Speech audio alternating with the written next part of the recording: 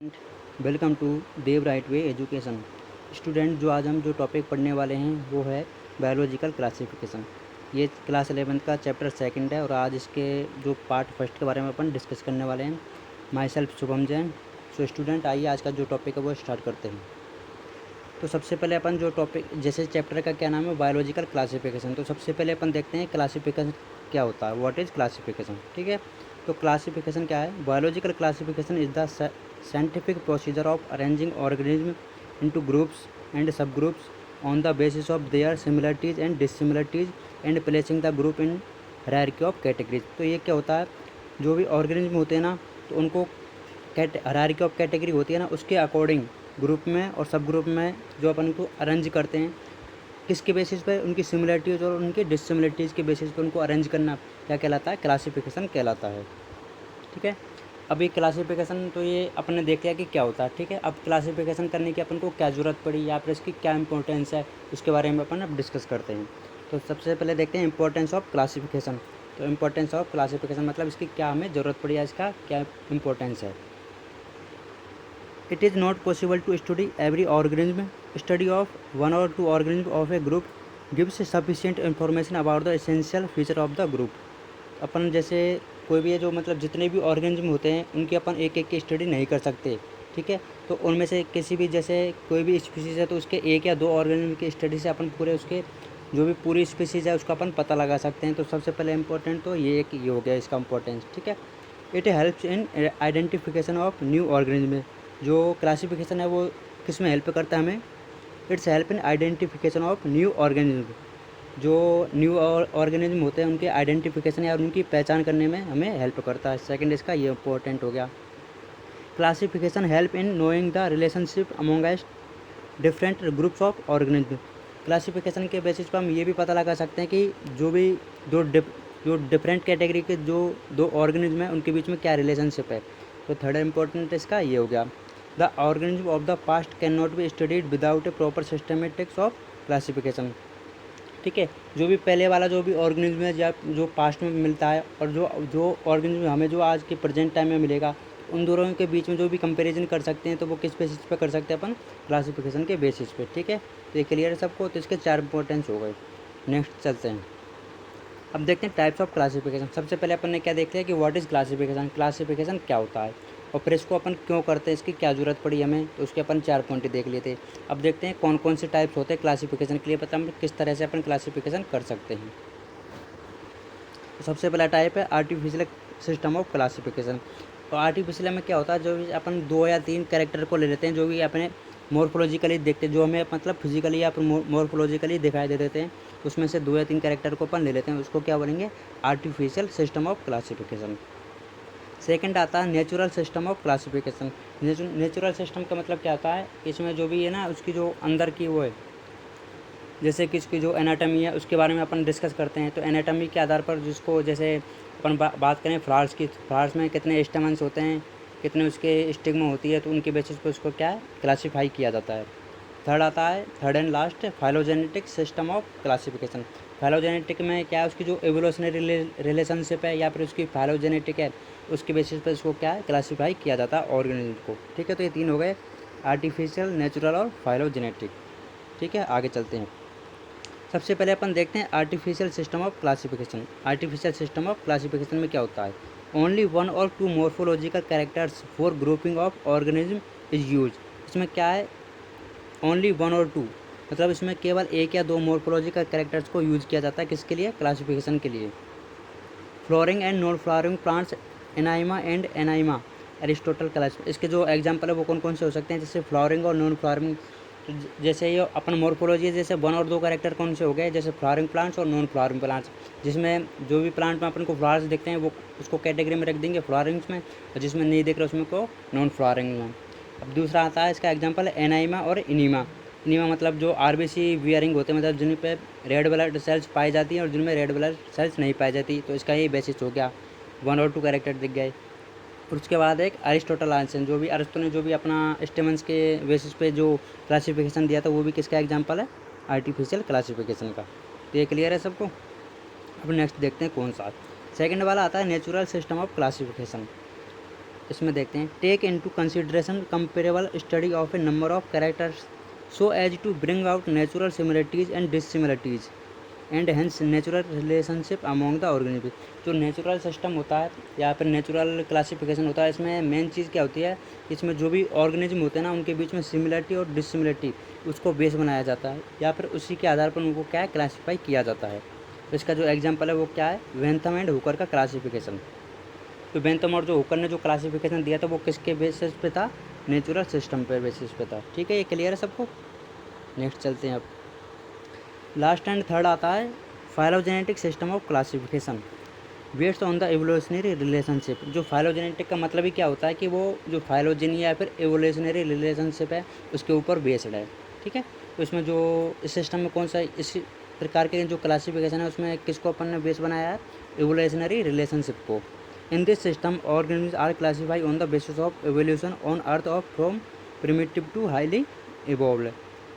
Evolution का मतलब क्या होता है कि जो स्टार्टिंग में तो कैसा था, लेकिन जो अब प्रेजेंट टाइम है वो कैसा है, मतलब कितना इवॉल्व हुआ है। उसमें क्या जाएगा, प्रिमिटिव टू हाईली इवॉल्व, मतलब प्रिमिटिव टाइम में वो कैसा था और प्रेजेंट टाइम में अब कितना इवॉल्व हो चुका है। तो इस चीज़ को अपन क्या बोलेंगे, एवोल्यूशनरी रिलेशनशिप। एंग्रल एंड, अब इसके जो एग्जाम्पल है, मतलब इस क्लासिफिकेशन के अंडर कौन कौन से आते हैं, तो सबसे पहले आता है एंग्रल एंड प्रेंटल का क्लासिफिकेशन। सेकंड आता है हंस्टिंग्स एंड क्लासिफिकेशन। तो ये दो इसके जो एग्जांपल है जो कि किसके कैटेगरी में आते हैं, फाइलोजेनेटिक कैटेगरी में। नेक्स्ट चलते हैं। तो सबसे पहले अपन ने देखो क्या बायोलॉजिकल क्लासिफिकेशन की डेफिनेशन पढ़ी थी कि क्या होता है, उसके बाद इसके अपन ने इंपॉर्टेंस पढ़े थे कि इसको अपन क्यों ज़रूरी है, या फिर क्लासीफाई नहीं करेंगे तो अपन के कौन कौन से चीज़ों के बारे में अपन को हेल्प नहीं मिल पाएगी। उसके बाद पढ़ा था अपन ने बायोलॉजिकल क्लासिफिकेशन है वो कितने टाइप्स के होते हैं। उसमें सबसे पहले पढ़ा था आर्टिफिशियल क्लासिफिकेशन, सेकंड था नेचुरल क्लासिफिकेशन, और जो थर्ड पढ़ा था वो कौन सा था, फाइलोजेनेटिक क्लासिफिकेशन। ठीक है, तो ये 3 पॉइंट अपन ने अभी कवर कर लिए हैं। अब नेक्स्ट चलते हैं कि कौन सा टॉपिक है। अब देखते हैं kingdom system of the classification. जो भी ये जो बायोलॉजिकल क्लासिफिकेशन है, इसमें जो भी जितने भी और जिस टाइप की भी कैटेगरी है, जिस टाइप की भी ऑर्गेनिज्म है, उनको क्या है कि किंगडम सिस्टम में कैटेगराइज किया जाता है। मतलब किंगडम जो इनकी स्टडी है वो किसके बेसिस पे किया जाती है, किंगडम की study. Depending upon the types of system of classification organisms are classified into following kingdom system. ठीक है, जो मतलब क्लासिफिकेशन है उसके बेसिस पर जो एनिमल्स है या फिर जो ऑर्गेनिज्म है उनको किस में डिवाइड किया जाता है, किंगडम में। तो सबसे पहले जो किंगडम सिस्टम आता है वो कौन सा है, टू किंगडम। टू किंगडम में क्या कौन से किंगडम है, प्लांटी और एनिमलिया। किंगडम का मतलब है कि उसमें कौन कौन सी कैटेगरी आ रही है। तो जो टू किंगडम है इसमें कौन कौन से दो आ रहे हैं, प्लांटी आ रहा है और एक एनिमलिया आ रहा है। जो टू किंगडम सिस्टम है वो किसके द्वारा दिया गया था, वो दिया गया था लीनियस के द्वारा। ठीक है, नेक्स्ट चलते हैं थ्री किंगडम। थ्री किंगडम में कौन कौन से वो आते हैं, प्लांटी आ गया, प्रोटिस्टा आ गया और एनिमलिया। अब देखो जो फर्स्ट वाले में आ गए ना वो तो आगे वाले में आते ही जाएंगे, लेकिन जैसे थ्री है तो उसमें क्या एक और ऐड होता जाएगा। तो जैसे फर्स्ट वाले में प्लांटी था और एनिमलिया भी था, तो जो थर्ड वाले में प्लांटी भी रहेगा, एनिमलिया भी रहेगा, लेकिन जो तीसरा वाला कौन सा, प्रोटिस्टा, वो क्या ऐड हो गया। जो थ्री किंगडम सिस्टम है वो किसने दिया था, हैकल ने दिया था। ठीक है, अब देखते हैं five kingdom system. Five kingdom में कितने हो जाएंगे, 5 हो जाएंगे। जो प्लांटी है, प्रोटिस्टा और जो एनिमलिया ये तो आएंगे, इसके अलावा 2 और ऐड हो जाएंगे। तो वो कौन कौन से वो देखते हैं। सबसे पहले आ गया मोनेरा, प्रोटिस्टा, फंजाई, प्लांटी और एनिमलिया। ठीक है, और ये किसने दिया था, RH विटेकर ने। तो ये जो जो सबसे इम्पोर्टेंट है जो किंगडम सिस्टम है वो कौन सा है, फाइव किंगडम सिस्टम।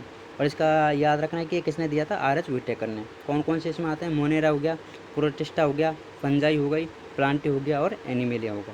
तो अब एक एक के बारे में अपन डिस्कस करते हैं। ठीक है, in two kingdom system of classification organism are arrange in two kingdom system of classification organism are group into the basis of presence and absence of cell wall as propose by Linnaeus.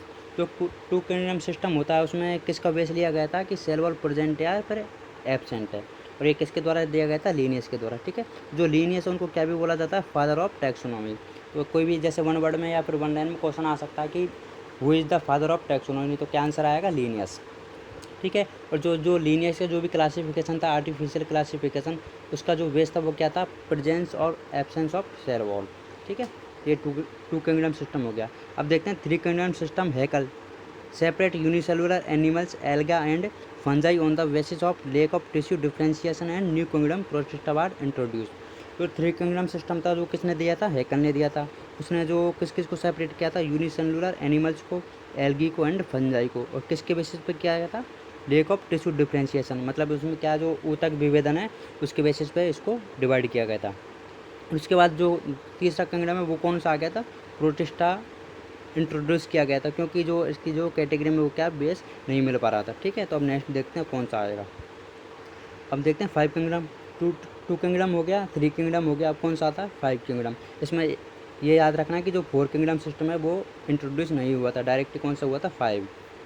RHS Whittaker ने दिया था, divided all the organism into 5 kingdom in order to develop phylogenetic classification. ये अपन को पता ही है कि जो विटेकर ने वो जो बेस है वो क्या लिया था, फाइलोजेनेटिक क्लासिफिकेशन लिया था। The main criteria of classification used by him include select structure. कौन कौन से उसने क्राइटेरिया को यूज किया था अपने क्लासिफिकेशन में, फर्स्ट है उसमें सेल स्ट्रक्चर, सेकेंड है thallus organisation, mode of nutrition, reproduction and phylogenetic relationship. तो ये क्या इंपॉर्टेंट है, इसको याद रखना कि जो 5 किंगडम या RH विटेकर ने जो भी क्लासिफिकेशन किया था तो उसमें कौन कौन से बेसिस लिए गए थे। तो सबसे पहले था cell structure, thallus organisation, mode of nutrition, reproduction and phylogenetic relationships. तो ये क्लियर है सबको। Earlier classification system included bacteria, blue green alga, fungi, mosses and ferns, gymnosperm and the angiosperm under plants.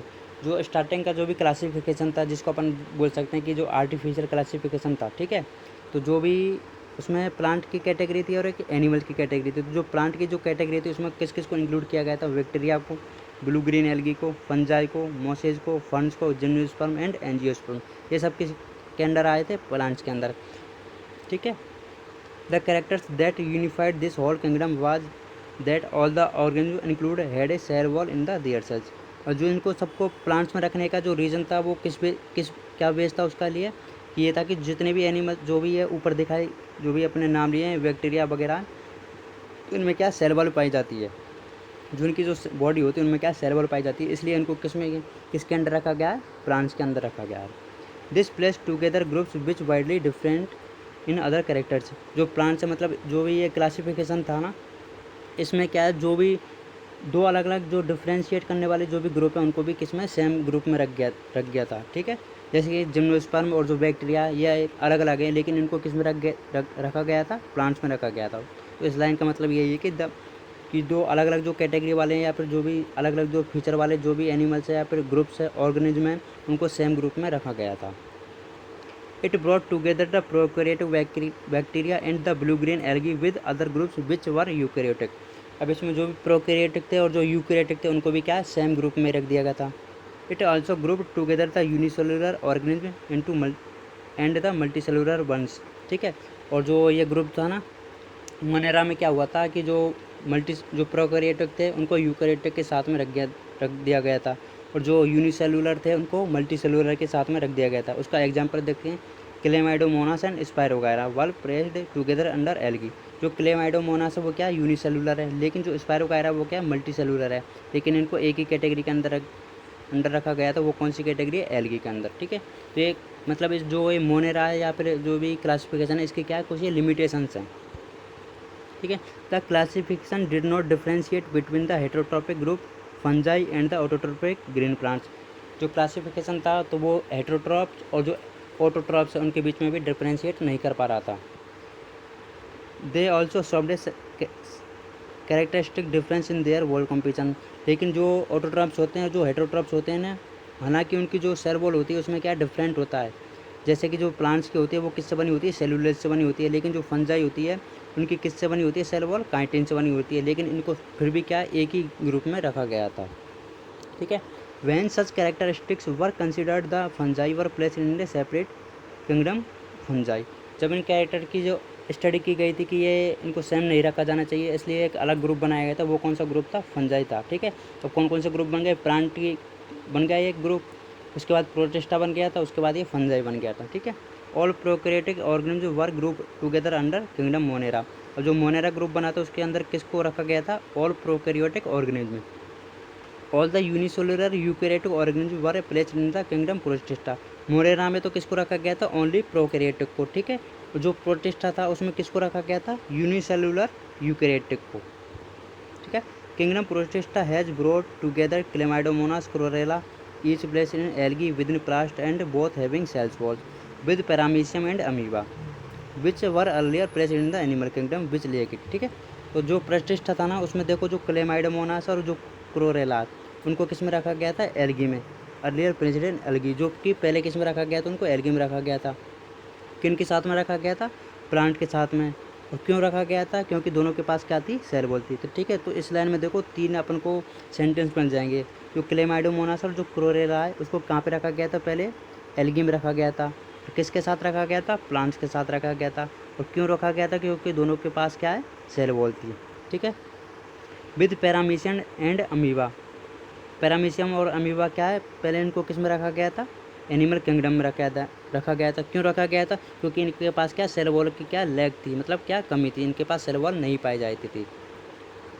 It has put together organism which in earlier classification were placed in the different kingdom. ठीक है, तो इसके बाद क्या है, जो ये अलग अलग जो ऑर्गेनिज्म उनको अलग अलग क्या डिफ्रेंशिएट किया गया, उसके बाद उनको अलग अलग किंगडम में रखा गया था।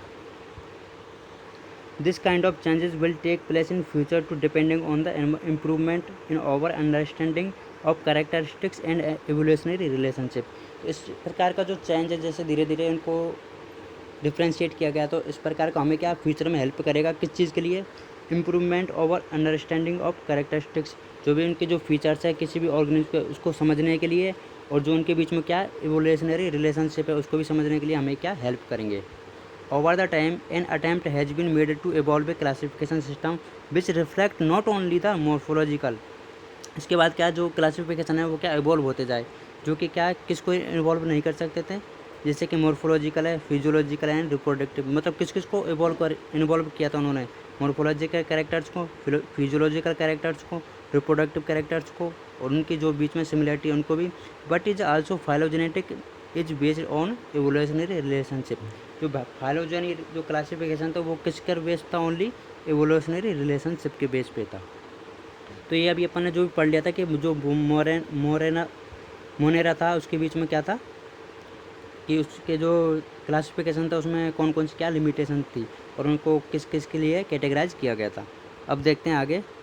तो अपने जो भी 5 किंगडम पढ़ लिए थे अभी, देखो कौन कौन सा था, प्लांट हो गया था, तो प्लांट में मोनेरा हो गया। तो सबसे पहले तो कौन सा था, मोनेरा। मोनेरा में कौन कौन से आते हैं, यू बैक्टीरिया एंड आर्किबैक्टीरिया। ठीक है, तो ये तो हो गया मोनेरा। मोनेरा के बाद कौन सा था, प्रोटेस्टा। प्रोटेस्टा के बाद कौन सा था, फंजाई, फिर एनिमिलिया और फिर प्लांट। ठीक है, तो मोनेरा में दो हो जाएंगे सब ग्रुप, कौन कौन सा, यू बैक्टीरिया और आर्किबैक्टीरिया।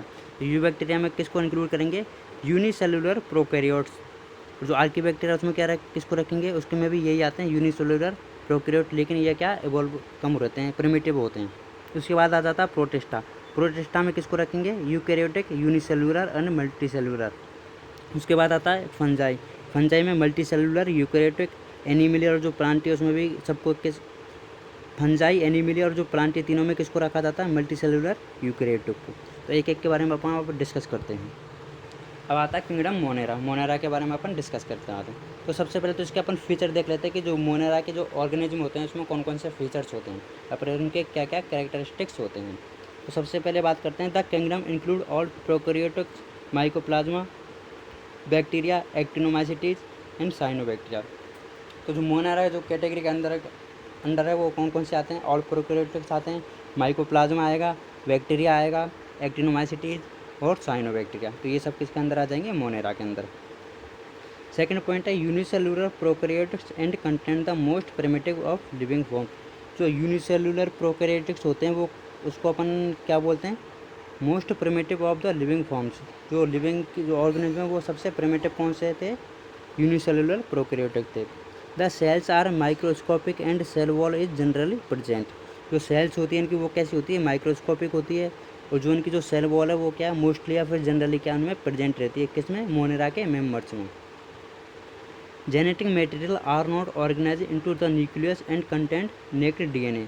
जो जेनेटिक मटेरियल होता है वो क्या ऑर्गेनाइज नहीं होता, न्यूक्लियस से मतलब बंधा हुआ नहीं होता। ठीक है, members membrane bounded organelles are absent. जो मेम्ब्रेन बाउंडेड जो ऑर्गेनेल्स होते हैं, जैसे क्लोरोप्लास्ट हो गया, क्लोरोफिल्ड हो गया, वैक्यूल्स हो गई, तो इनमें क्या है एब्सेंट रहते हैं, किसमें, प्रोकैरियोट्स में। Reproduction is asexual except gene recombination.